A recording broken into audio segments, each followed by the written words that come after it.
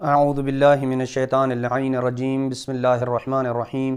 وصلی اللہ علی محمد وآل بیتہ الطیبین الطاہرین المعصومین۔ حرم حضرت ابو الفضل العباس علیہ السلام کی سرپرستی میں چلنے والے ادارے میراث الانبیاء انسٹیٹیوٹ کے طلباء و طالبات کے لیے دعا گو ہوں کہ اللہ سبحانہ و تعالیٰ ان کی توفیقات خیر میں مزید اضافہ فرمائے اور انہیں باب مدینۃ العلم سے علم کی خیرات کو سمیٹنے کی توفیق نصیب فرمائے۔ موعظۃ الاربعاء یعنی بدھ کے دن کی نصیحت میں اپنے طلباء و طالبات کی خدمت میں چند امور کو عرض کروں گا کہ جو انسان کے لیے توفیق کے دروازوں کو کھولنے کا موجب بنتے ہیں۔ انسان کے لیے توفیق کے دروازے کھل جاتے ہیں جب انسان ان امور کے اوپر عمل پیرا ہوتا ہے۔ انسان کو سب سے پہلا کام علم دین کے حصول میں جو کرنا ہے وہ اپنے عمل میں اخلاص پیدا کرنا ہے، یعنی اس کے علم دین کے حصول کا ہدف اور مقصد نہ شہرت ہونی چاہیے، نہ منصب ہونا چاہیے، نہ مال ہونا چاہیے، نہ ڈگری ہونا چاہیے، بلکہ فقط اللہ سبحانہ و تعالیٰ کی رضا،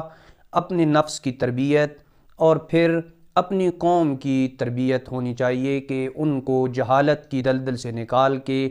علم کے راستے پہ لے آنا، یہ ان کا ہدف ہونا چاہیے۔ جو بندہ بھی علم حاصل کرنا چاہتا ہے اور خاص طور پہ علم دین حاصل کرنا چاہتا ہے تو اس کا ہدف یہ ہونا چاہیے کہ میں اللہ کی رضا کے لیے علم حاصل کر رہا ہوں تاکہ مجھے اخروی سعادت مل جائے۔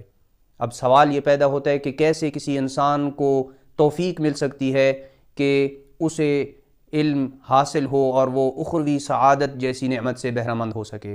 یہاں اپنے طلباء و طالبات کے لیے چند ایسے نکات بیان کر رہا ہوں جن پہ عمل کرنے سے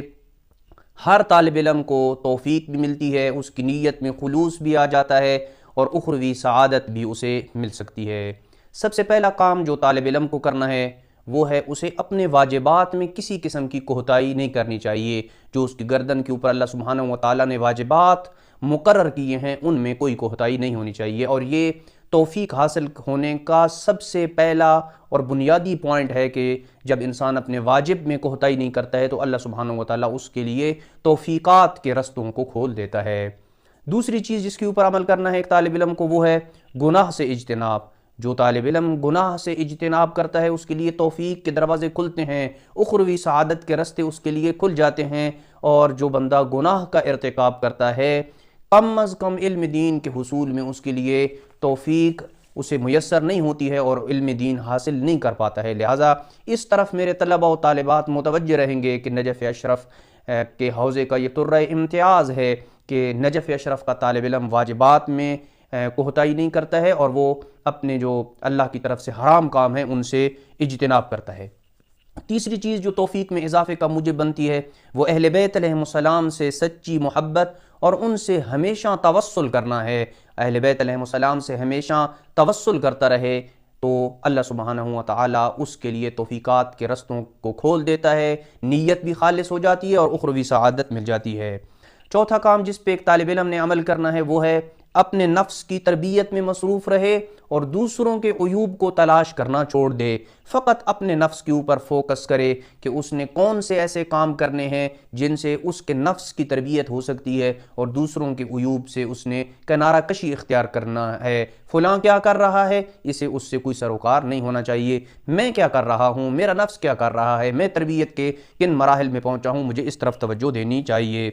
پانچویں چیز جو ایک طالب علم کے لیے انتہا درجے کی ضرورت ہے وہ ہے کہ علم دین کے حصول میں انتہا درجے کی محنت اور کوشش کرنی چاہیے۔ اپنے وقت کو اس کو ضائع نہیں کرنا ہے۔ ایک طالب علم کے لیے سب سے قیمتی چیز جو ہے وہ ہے وقت، اور وقت کو جو طالب علم ضائع نہیں کرتا ہے وہی آگے علم کی راہوں کو طے کرتا ہے اور اللہ سبحانہ و تعالیٰ اس کے لیے توفیقات کے راستے کھول دیتا ہے۔ لہذا طالب علم کا ہم و غم اس کا درس ہونا چاہیے، اس کا مباحثہ ہونا چاہیے، اور وہ کوشش کرے کہ وہ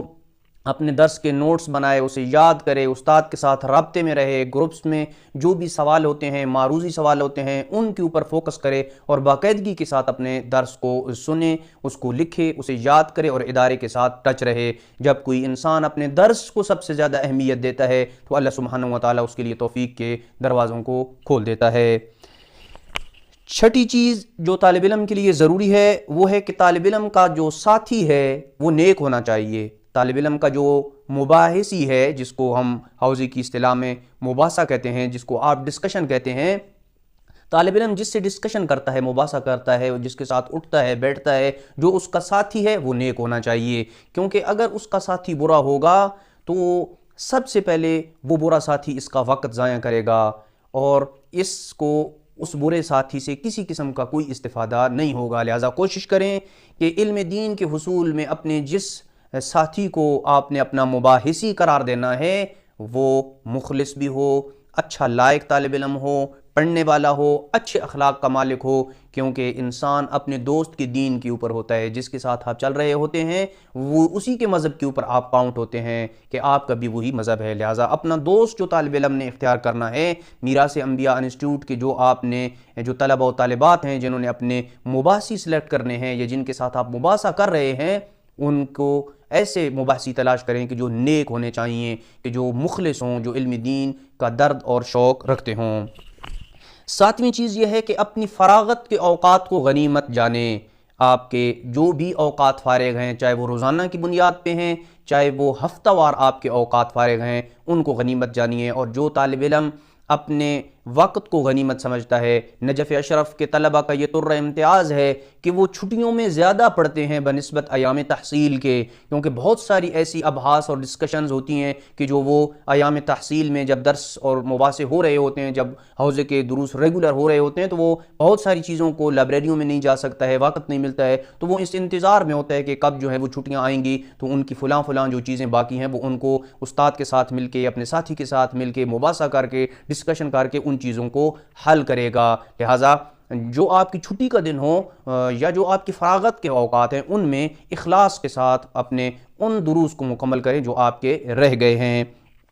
آٹھویں چیز جو ایک طالب علم کے لیے ضروری ہے تاکہ اس کے عمل میں اخلاص پیدا ہو جائے اور اس کے نتیجے میں توفیق اور اخروی سعادت مل جائے، وہ یہ ہے کہ اپنے واجبات پہ عمل کرنے کے ساتھ ساتھ اپنے اوقات میں سے ایک وقت ایسا مقرر کرے کہ جس میں وہ اللہ سبحانہ و تعالیٰ کے ساتھ مناجات کرے، اپنے کچھ اوقات مقرر کرے جس میں وہ دعا پڑھے، صحیفہ سجادیہ کی دعائیں پڑھے۔ خاص طور پہ طالب علم کے لیے ضروری ہے کہ وہ دعائیں مکارم اخلاق کو لازمی جو ہے وہ پڑھے، اور سب سے زیادہ اپنے واجبات پہ عمل کرنے کے بعد جو عمل انجام دینا ہے وہ ہے نماز شب اور زیارت سید الشہداء امام حسین علیہ السلام۔ چاہے آپ دور ہی کیوں نہ ہوں، باقاعدگی کے ساتھ ان دو کاموں کے اوپر جو انسان عمل کرتا ہے، اللہ کی ذات اسے توفیق بھی دیتی ہے اور اخروی سعادت بھی اسے نصیب ہوتی ہے۔ نویں چیز جس کے اوپر ایک طالب علم کو عمل کرنا لازم ہے وہ اللہ کی ذات کے اوپر توکل ہے۔ جب کوئی انسان علم دین حاصل کرتا ہے تو بہت سارے ہمارے مومنین یہ سمجھتے ہیں کہ طالب علم کا تو کوئی مستقبل نہیں ہوتا ہے، وہ کہاں سے کھائے گا، کہاں سے کمائے گا، اپنے بچوں کو کہاں سے کھلائے گا، بیوی بچوں کو کیسے پالے گا۔